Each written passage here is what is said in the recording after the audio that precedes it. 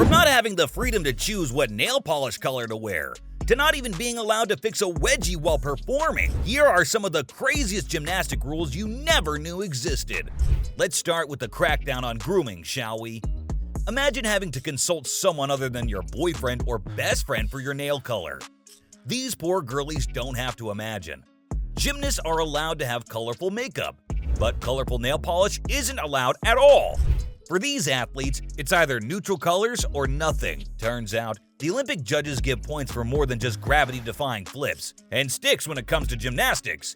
They scrutinize every little detail, even down to the gymnast's fingernails and hairstyles, in order to determine who wins the gold medal. I mean, every Olympic sport has its own set of rules and guidelines that the competitors must follow, some of which are crazier than others. But this is something else! Before every competition, these guidelines are set by associations and organizations.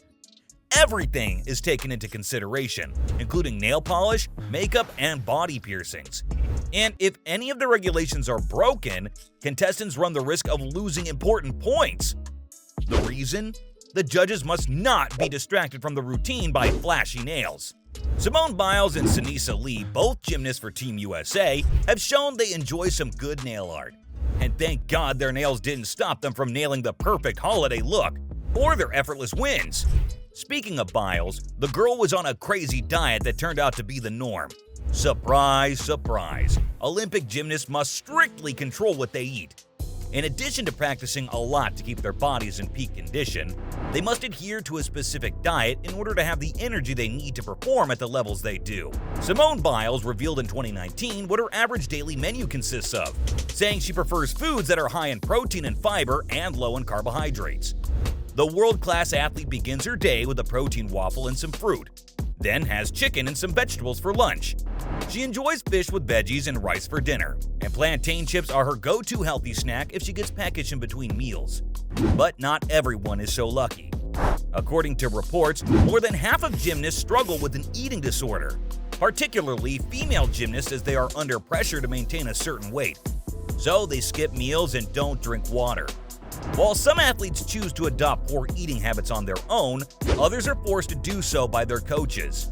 The International Gymnastics Federation also makes sure that its athletes refrain from drinking alcohol, along with using any illegal substances and performance-enhancing drugs. Of course, a competitor who trained for years to be at the Olympic level wouldn't want to jeopardize their career by partying too hard, or trying to perform after having too much wine or tequila.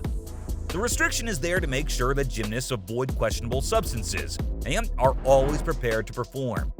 You never know when you've got to do a handstand. So yes, no partying, kids. But wait, did you know some gymnastic moves are banned? That's right. There are some maneuvers that are outright prohibited, and using one during a routine might get you into a lot of trouble. This is because they're typically viewed as being too risky. Competitors must avoid moves like the Thomas Salto, which rendered Alina Mukina quadriplegic after she landed on her chin just before the 1980 Moscow Olympics. They must also avoid performing the Corbett flip, which Olga Korbut frequently did, particularly during the 1972 Olympics. To jog your memory, it's the one standing on the high bar while facing the low bar. The trick is performed by leaping backward into the air, performing a backflip, re-grabbing the bar, and then swinging towards the low bar. The Corbett flip, while typically performed on bars, also had a variation that was performed by starting with a high back handspring and swinging down to a saddle position on the beam. Whew, I could never! Anyway, these moves are banned for good measure, but that doesn't stop the athletes from wanting to try it. Olympic gymnast Deepa Karmakar discussed trying the Prada Nova in 2016, which required her to rotate 900 degrees, or 2.5 flips, while spinning just quickly enough to land upright. Considering how terrifying the stunt is, only a few athletes have ever tried it. In fact, she acknowledged herself saying, "One wrong move and I could die right there." Then why do it, girl? Now, those moves don't come easy. We're talking about a very strict practice regimen.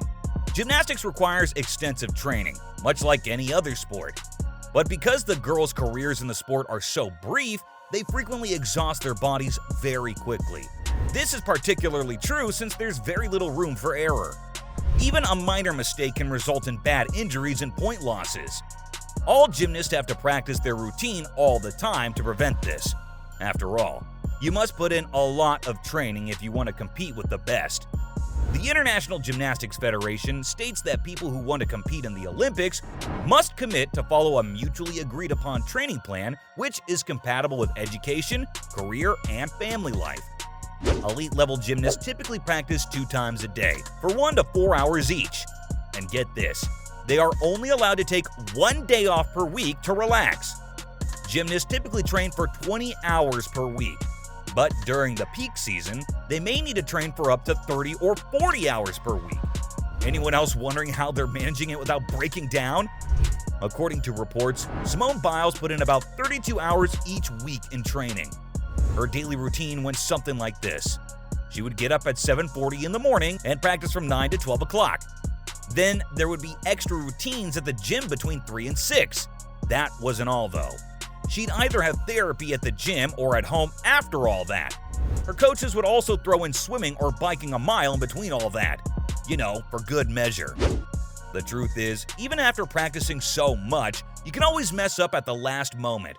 But you can't show it. Yep, that's another rule. Gymnasts who are capable of competing in the Olympics must remain calm at all times, even while they're doing extremely challenging routines, or seconds away from hitting the ground. No matter how serious the error, they're not supposed to react to it. If they do, it takes away from their score. USA Gymnastics outlines the requirements placed on the competitors, stating that routines must be performed with the appropriate rhythm and harmony. The finest routines, according to the rules, will appear almost effortless to spectators. Even though it's a crucial skill, not everyone can master it. There are many gymnasts who attempt difficult moves and appear to be on the verge of passing out while performing them. I feel for them. This brings me to another very important rule about routines. They must remain a secret. In order to win a medal, especially at Olympic level, a gymnast's performance must undoubtedly dazzle the judges, which won't happen if those assigning points have seen the routine in advance, right? Not to mention that it would be devastating if a rival stole a few crucial maneuvers. That's exactly why gymnasts are supposed to keep their routines a closely guarded secret. If not, it puts them at risk of losing the competition. The code of conduct outlined by the International Governing Body for Gymnastics states that all gymnasts are expected to abide by the secretive nature of training. Well, that's not even as bad as what I'm about to tell you though. This rule is straight up painful. Gymnasts can't fix their wedgies. Yep, Olympic gymnasts are prohibited from showing their underwear or picking any wedgies. Because of this, every leotard is designed specifically for each athlete's body, in order to keep it from shifting while the gymnasts do their crazy moves. But just imagine, you can't pick a wedgie or your points will be taken away? In fact, to prevent their leotard from moving, several people use an adhesive spray called Tough Skin on their butts. Think about what it must be like to bear that. Imagine vying for an Olympic medal the next time you get an inconvenient wedgie. So, from not fixing wedgies to not being able to get a blingy set of nails, these were some of the gymnastics rules you never knew existed.